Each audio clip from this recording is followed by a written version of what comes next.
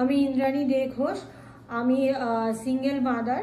আমার বাচ্চাকে নিয়ে আমি আমার মায়ের বাড়ি 338-এ বনমালী ব্যানার্জি রোডে থাকি।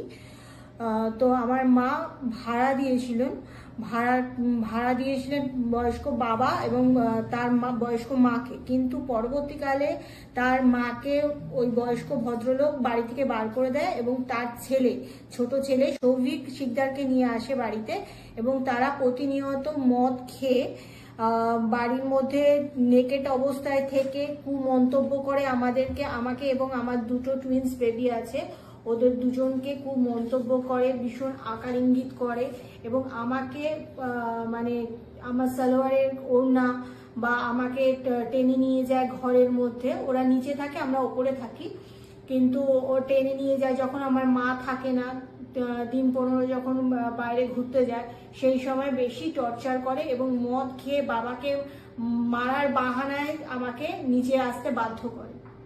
তো এই ঘটনাটা যখন চলতে থাকে, প্রায় আজ 5 মাস ধরে এই ঘটনাটা চলছিল, চলাকালীন তো আমার সাথে একজনের পরিচয় হয় ঝুম্পা চক্রবর্তী বলে।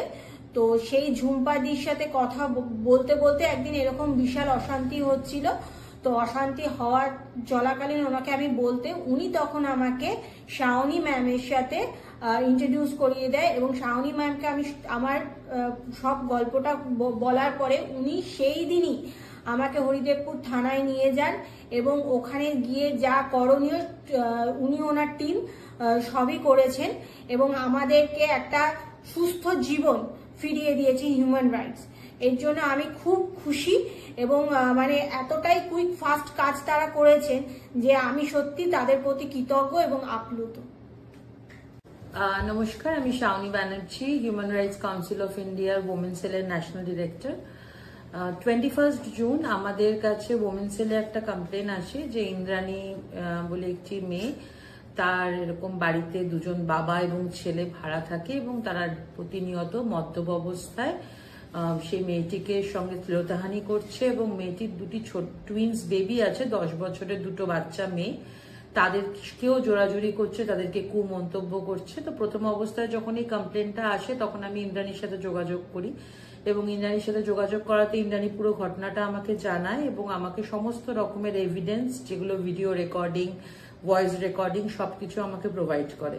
তো রেকর্ডিং গুলো জাস্টিফাই করার পরে আমার মনে হয় যে এই কেসটা ইমিডিয়েট লেভেলে একটা লিগাল অ্যাকশন নেওয়া উচিত। তখন আমি এবং আমার টিম হরিদেবপুর থানার আন্ডারে একটা কেস লজ করি এবং সেখানে শ্লীলতাহানি এবং যেহেতু বাচ্চা মেয়ে দুটির উপর অত্যাচার করা হয়েছে, হাতে আঁচড়ের দাগ ছিল, মেয়ে দুটোকে ধরে টানাটানি করা হয় এবং সেক্ষেত্রে আমরা পক্সোর আন্ডারে কেস রেজিস্টার করি। কিন্তু পক্সোর আন্ডারে কেস রেজিস্টার করার পরে প্রথম অবস্থায় থানা থেকে যেটা করা হয় সেটা হচ্ছে ছেলেটির বাবাকে অ্যারেস্ট করা হয়। অ্যারেস্ট করার পরে কিছুক্ষণ রাখার পরে as per the legal system তারা বাবাকে ছেড়ে দেওয়া হয়।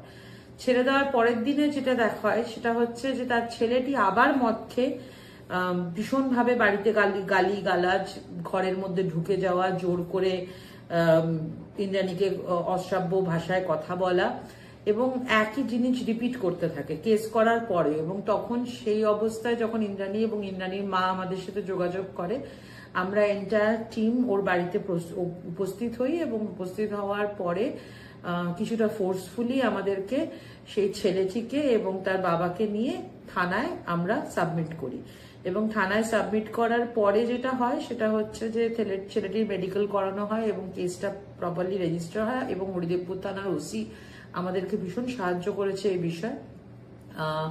পরবর্তীকালে হয়তো ছেলেটিকে বেল দিয়ে দেওয়া হয়েছিল কিনা আমি সেটা বলতে পারবো না, কিন্তু ছেলেটি এবং তার বাবা কিছুদিনের জন্য ওর বাড়িতে ছিল।